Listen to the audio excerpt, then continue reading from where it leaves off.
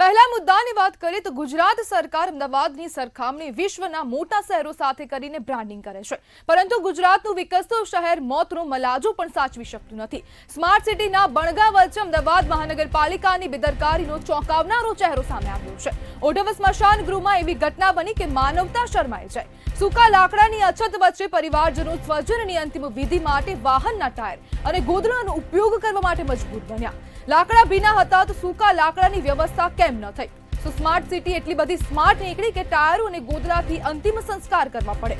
અગાઉ પણ સ્મશાનોમાં કૌભાંડ સામે આવ્યા હતા, છતાં પણ તંત્ર સુધરતું નથી. પરિવારજનોએ એએમસીના સીસીઆરસીમાં પણ ફરિયાદ કરી, પરંતુ શું ફક્ત ફરિયાદથી ન્યાય મળશે? શું કોન્ટ્રાક્ટર સામે કાર્યવાહી થશે? આ ઘટના એ સ્પષ્ટ સંદેશ આપે છે કે વિકાસના દાવાઓ વચ્ચે માનવતા અને વ્યવસ્થા બંનેના મોતના મલાજા એએમસી જાળવવામાં નિષ્ફળ રહી છે. અને જે પ્રમાણેની આ સમગ્ર ઘટના સામે આવી, જેમાં આજે વરસાદ વરસી રહ્યો છે, તેની વચ્ચે લાકડાઓ ભીના થઈ ગયા હતા અને આજે અંતિમ સંસ્કારમાં ટાયરોનો ઉપયોગ કરવામાં આવ્યો. ટાયરોની સાથે સાથે ગોદડાઓ પણ તેનો ઉપયોગ કરવામાં આવ્યો છે અંતિમ સંસ્કારની વિધિમાં. અને પ્રશ્ન પણ તંત્રને થઈ રહ્યા છે કે શું કોન્ટ્રાક્ટરની લાપરવાહી સામે કાર્યવાહી થશે કે કેમ? આપણી સાથે કોંગ્રેસના પ્રવક્તા પાર્થિવરાજસિંહ કઠવાડિયા જોડાઈ ગયા છે. પાર્થિવભાઈ, સ્માર્ટ સિટી એટલી બધી સ્માર્ટ નીકળી કે જે અંતિમ સંસ્કાર છે તે ટાયરો અને ગોદડા સાથે કરવા પડે.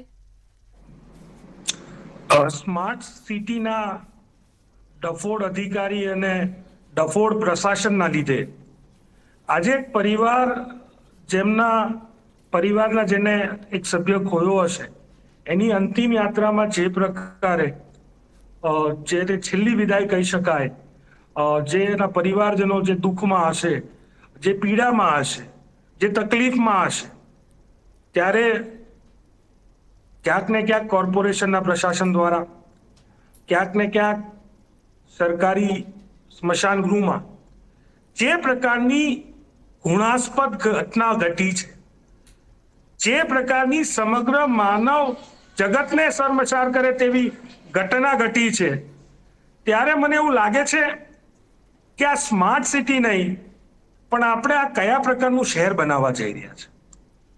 જ્યારે એ પરિવાર 4-4 કલાક સુધી રોકાય અને જ્યારે પરિવારના સદસ્યને જ્યારે અગ્નિદાહ આપવામાં આવે અને અગ્નિદાહ પછી જેને કહી શકાય કે એના અગ્નિ સંસ્કારમાં ટાયર અને ગાદલાનો ઉપયોગ થાય, મને એવું લાગે છે કે આના ઉપર આપણે ચર્ચા કરવી પડે છે કે આ સાંપ્રત પરિસ્થિતિમાં કેટલી દુઃખદ ઘટના છે.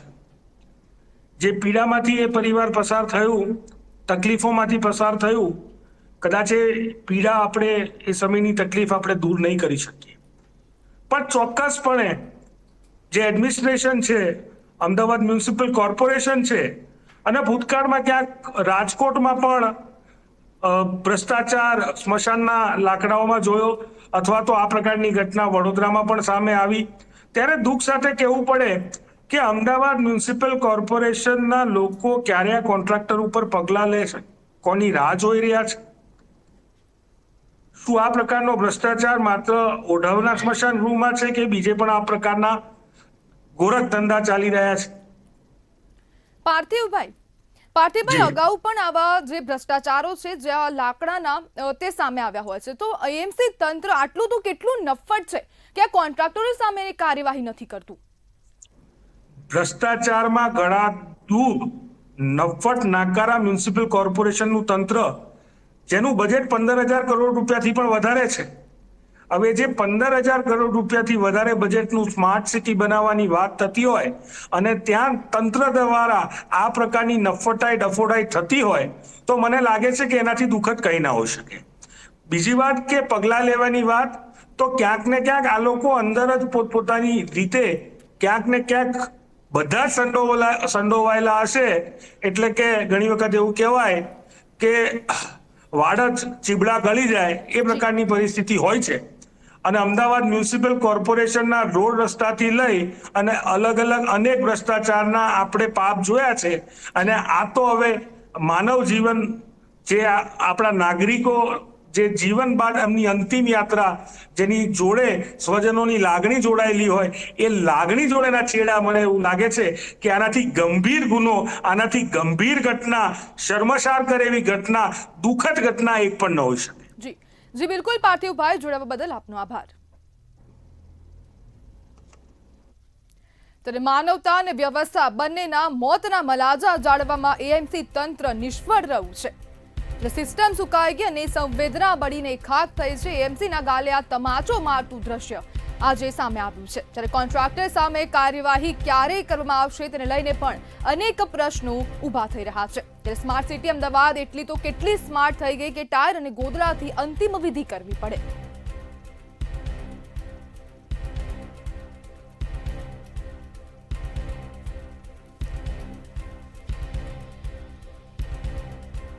સ્મશાનમાં લાકડા ન મળતા ટાયર અને ગોદડાથી અંતિમ વિધિ કરવામાં આવે છે, અંતિમ સંસ્કાર કરવામાં આવ્યા છે. જ્યારે અમદાવાદની સરખામણી વિશ્વના મોટા શહેરો સાથે કરવામાં આવી રહી છે અને પરંતુ જે હકીકત છે તે બિલકુલ શરમજનક છે. સ્માર્ટ સિટીના બણગા વચ્ચે હકીકત સામે આવી રહી છે જેમાં માનવતા શરમાઈ જાય તેવી હકીકત અમદાવાદ મ્યુનિસિપલ કોર્પોરેશનની જોવા મળી રહી છે. ત્યારે વિકસતા શહેરે મોતનો મલાજો ન સાચવ્યો અને એએમસીને હવે શરમ કરવાની જરૂર છે.